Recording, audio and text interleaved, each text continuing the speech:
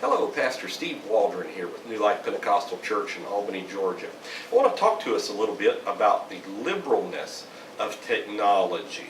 Now, it's been coming out, it's been in the news just recently, this is the end of May 2016, that Facebook on their news feed was deliberately spiking conservative news stories in favor of liberal news stories. Anything that would make fun of conservatives or make conservatives look bad, they would push. Anything that would promote liberalism, they would push. Anything that would be pro-conservative, they would highly, in their newsfeed, which is so influential in the world, they would spike that. Now, Mark Zuckerberg and Facebook just did an internal review and said they didn't see any institutional bias, but many people did see that bias on Facebook. Facebook is highly influential. It said in the United States of America at any given time, 1 out of 7 people are on Facebook. Not that's how many's joined. They're actually looking at their Facebook account. 1 out of 7 people at any given time. So you can see the enormous influence that it would have. Now, Twitter has also been taken over by people of liberal ilk. And since about June of 2015, it seems that they have also been, in a certain sense, censoring and taking down Twitter accounts of conservatives. Now look, nobody wants Twitter accounts of neo-Nazis and all these kind of people out there infecting people with horrible thought processes. But at the same time, we do live in a free society and the freedom of speech, even that we disagree with. Voltaire said, I may disagree with what you say, but I'll defend to the death your right to say it. And so we can't get into only political correctness, which is a term Lenin developed in the 1920s and goes into the Communist Party. We can't be ruled by only liberal dogmas, all that is allowed to be thought. People can think outside the mainstream and outside of certain paradigms. As a matter of fact, the mainstream is many times wrong.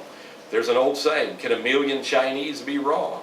Yes, the answer is. A million Chinese can in fact be wrong. So often when people would think that there was a geocentric model of the universe, Copernicus in 1543 on the revolution of the heavenly bodies would give us a geocentric look at the universe. Galileo would accentuate this in the 1600s and be highly condemned for it by religious authorities. So there are popular delusions. It was considered at one time in large segments that tomatoes were poisonous. And somebody in Alabama had to go to the courthouse steps, I think it was George Washington Carver, and eat a tomato to show that you wouldn't drop dead when you ate a tomato.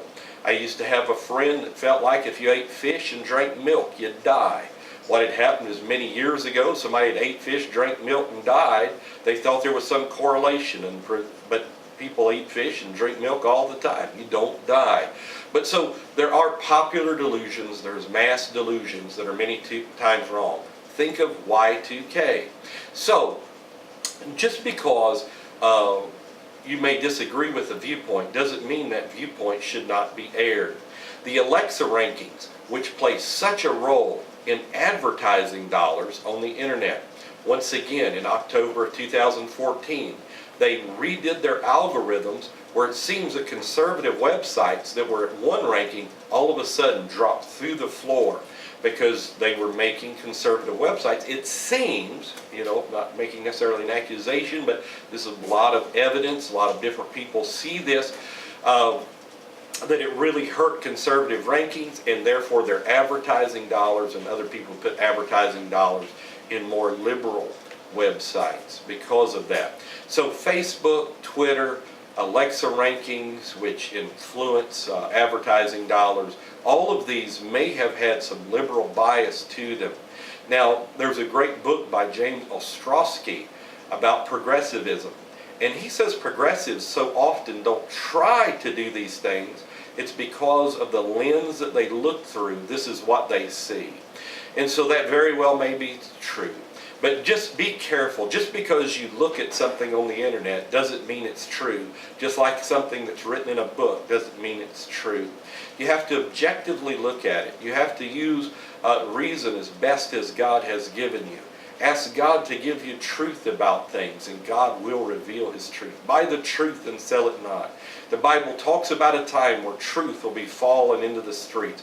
Men would call evil good and good evil, light darkness and darkness light. Don't be influenced by the media, especially you young people out there. The media shapes young minds, but not just young minds. I know older people that if a talking head says it dressed in a suit, they believe it. It must be right until they experience something that appears on the news, and then they see the wide chasm many times between what's presented and what's true.